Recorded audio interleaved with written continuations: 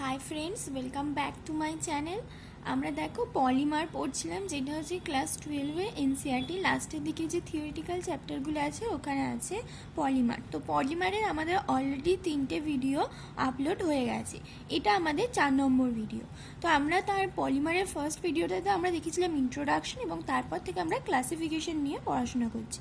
তো আজকেও দেখো আমরা classification based on molecular force পড়বো। এর আগেরগুলো কিন্তু পড়া হয়ে গেছে, তোমরা ভিডিওসে গিয়েও দেখে নিতে পারো, এবং আই বাটনেও আমি দিয়ে দেবো আগেরগুলো।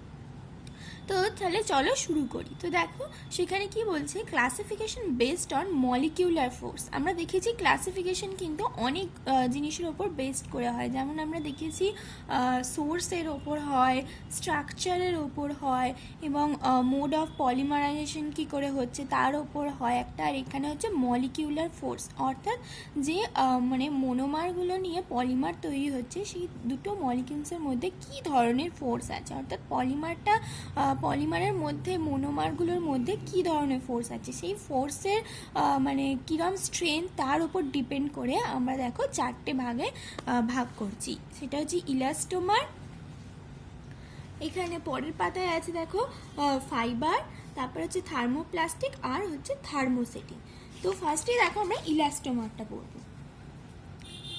তো এইখানটা আমি আর কিছু বলছি না, এইখানটা এরকম মানে তোমরা নিজেরা পড়লেই বুঝতে পারবে। আচ্ছা তাও পড়িয়ে দিই। A large number of polymer application in different field depends on their unique mechanical properties like tensile strength, elasticity and toughness etcetera. অর্থাৎ টেনসাইল স্ট্রেংথ, ইলাস্টিসিটি, টাফনেস এইগুলো হচ্ছে মেকানিক্যাল প্রপার্টিস। এই মেকানিক্যাল প্রপার্টিস ওপর ডিপেন্ড করে এই মানে ক্লাসিফিকেশনটা করা হচ্ছে। এবং এই মেকানিক্যাল প্রপার্টিসগুলো দেখো, this mechanical properties are govern by intermolecular force, অর্থাৎ সেটাই হচ্ছে মলিকিউলার ফোর্স। ঠিক আছে, যেমন এক্সাম্পল কি van der wall force and hydrogen bond present in the polymer. These forces also bind the polymer chains. Under this category, the polymer are classified into the following four subgroups on the basis of magnitude of intermolecular force present in them. অর্থাৎ যে intermolecular force আছে তার ম্যাগনিটিউডের ওপর, অর্থাৎ তার যে মান মানে কতটা, সেটা কম না বেশি তার উপর ডিপেন্ড করে কিন্তু এই ক্লাসিফিকেশনটা হচ্ছে। তো ফার্স্টে দেখো ইলাস্টোমার। তো ইলাস্টোমারে কি বলেছে, this are rubber like solid with elastic properties. লাইনটা বোঝা গেল, এটা হচ্ছে একটা রাবারের মধ্যে সলিড, যেটাই হচ্ছে একটা ইলাস্টিক প্রপার্টিস আছে। আমি ভিডিওর লাস্টে বা একটা করে শেষ করে আমি বলে দেবো সেখান থেকে কী কী ইম্পর্টেন্ট আছে। ফার্স্টে আমরা পুরো লাইন বাই লাইন পড়ব। কি গেল, in this elastomeric polymers the polymer chains are held together by the weakest intermolecular force. অর্থাৎ এখানে কি ইন্টারমলিকিউলার ফোর্সটা আছে weak. This weak binding forces permit the polymer to be stretched. আমরা কি দেখলাম, ইলাস্টোমার হচ্ছে ইলাস্টিক টাইপের। তো ইলাস্টিক মানে কি, আমরা সেটাকে স্ট্রেচ করলে সেটা স্ট্রেচ হবে, আবার যখন ছেড়ে দেবো সেটা আবার কম্প্রেস হয়ে যাবে। তো এটা হওয়ার জন্য কি হতে হবে, তাদের নিশ্চয়ই ইন্টারমলিকুলার ফোর্সটাকে একটু উইক হতে হবে, তবেই তো আমরা স্ট্রেচ করলে আমাদের নিজেদের মতো চলবে, নাহলে তো সেটা নিজের মতো চলবে যদি সেটা স্ট্রং হয়। তো সেই ক্ষেত্রে আমরা যদি মনে রাখি যে ইলাস্টোমার হচ্ছে ইলাস্টোমার, এই কথাটা থেকেই হচ্ছে ওটা একটা ইলাস্টিক প্রপার্টি আছে।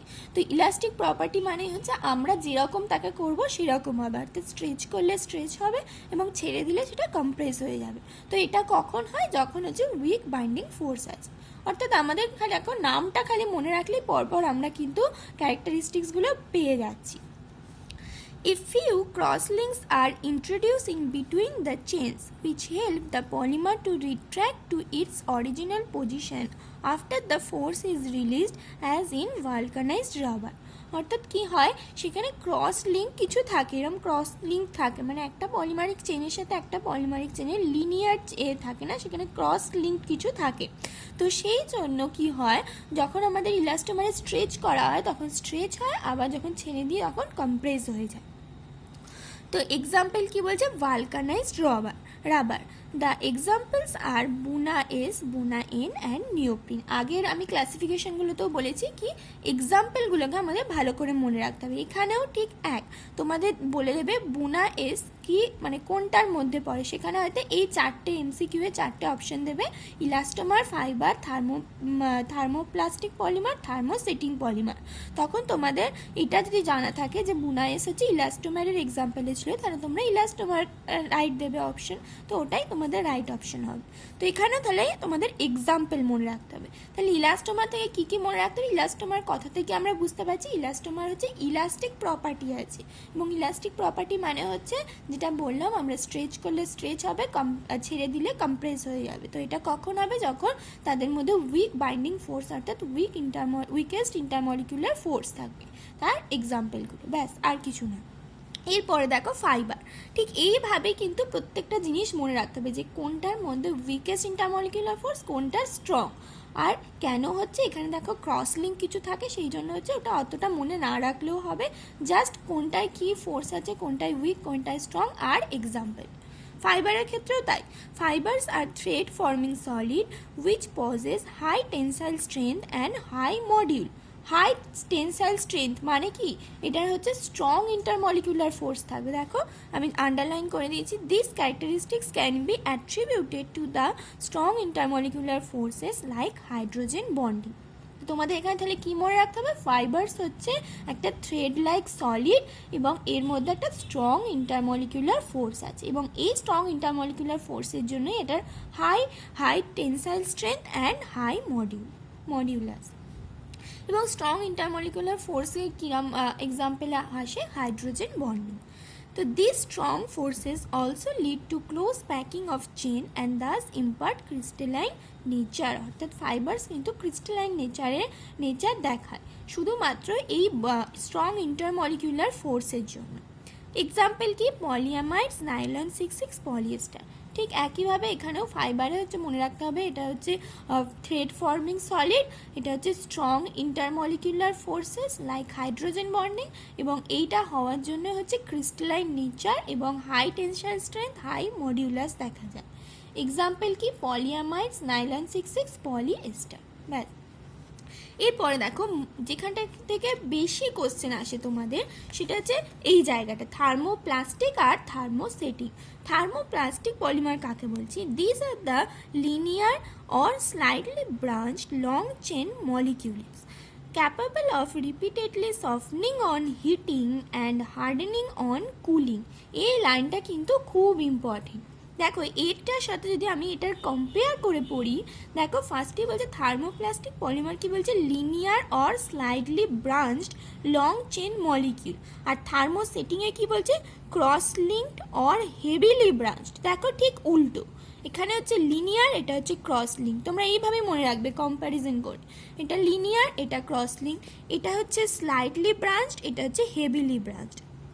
তারপরে কি? Capable of repeatedly softening on heating or hardening on cooling. অর্থাৎ কি হয় এই পলিমারটার ক্ষেত্রে, থার্মোপ্লাস্টিকের ক্ষেত্রে কি হয়, যখন আমরা হিট করি পলিমারটাকে তখন সেটা সফট হয়ে যায়, এবং তারপর যখন আবার কুল করব তখন সেটা হার্ড হবে। আবার আমরা হিট করলে আবার সফট, এবং আবার কুল করলে হার্ড হবে, এইভাবে কিন্তু চলতে থাকে। এটা হচ্ছে থার্মোপ্লাস্টিকের ক্ষেত্রে। কিন্তু থার্মোসেটিংয়ের ক্ষেত্রে কি হয়, যদি তুমি হিট একবার করে দাও, সেটা যদি সফট হয়ে যায়, তাহলে কিন্তু হাজারও তাকে কুল করলেও, মানে অনেক বেশি কুল করলেও সেটা আর হার্ডেন হবে না। অথবা যদি ফার্স্টেই তুমি কুলিং করে দাও এবং সেটা হার্ডেনিং হয়ে গেল, তারপরে তুমি হিটিং করলেও কিন্তু সফট আর হবে না। তো সেটাই তোমাদের মনে রাখতে হবে যে থার্মোপ্লাস্টিকে এইটা থেকেই কোশ্চেন আসে যে কোনটাকে হচ্ছে আমি হিট করে সফট করতে পারি, আবার কুল করে হার্ডেন করতে পারি, আবার হিট করলে সফট করতে পারি, সেটা হচ্ছে থার্মোপ্লাস্টিক।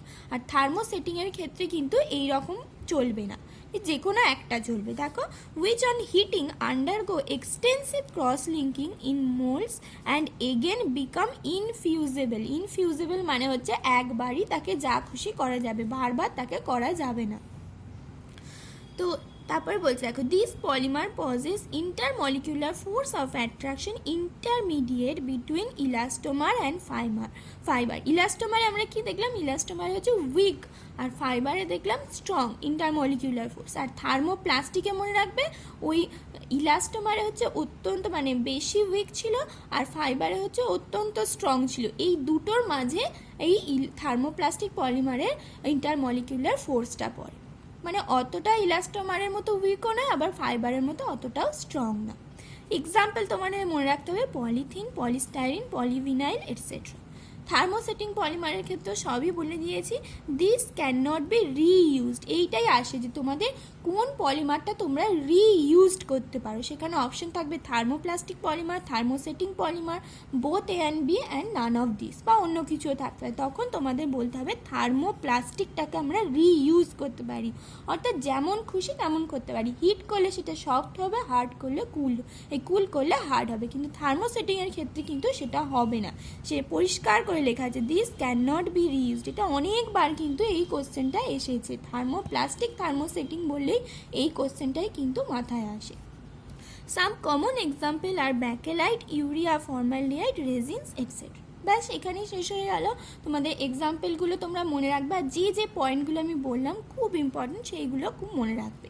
তবে এই ইন্টারমলিকুলার ফোর্সের যদি টিচারকে বলা হয় কোশ্চেন বানানোর জন্য, তারা তখন কিন্তু এই পোর্শনটাকে বেশি কনসেন্ট্রেট করে, থার্মোপ্লাস্টিক আর থার্মোসেটিং, এবং এই দুটোর মধ্যে বেশি কনসেন্ট্রেশন হয় এইখানে। This can not be reused, আর এটা হচ্ছে ইউজ করা যায়। তো তোমাদের এখন যা লেভেল আসছে নিটের, সেটা হচ্ছে অনেক উপর দিয়ে লেভেল আছে, মানে অনেকটা ইজি হচ্ছে। তো সেই ক্ষেত্রে তোমাদের এই কোশ্চেনটা কিন্তু খুব মনে রাখবে, এই কোশ্চেনটা মনে রাখবে, আর প্রত্যেকটার এক্সাম্পল মনে রাখবে। যদি অন্য কিছু নাও মনে রাখতে পারে, এই জিনিসগুলো কিন্তু খুব মনে রাখবে ভালো করে। ওকে, তাহলে আজকে এই অবধি থাকুক। Thank you.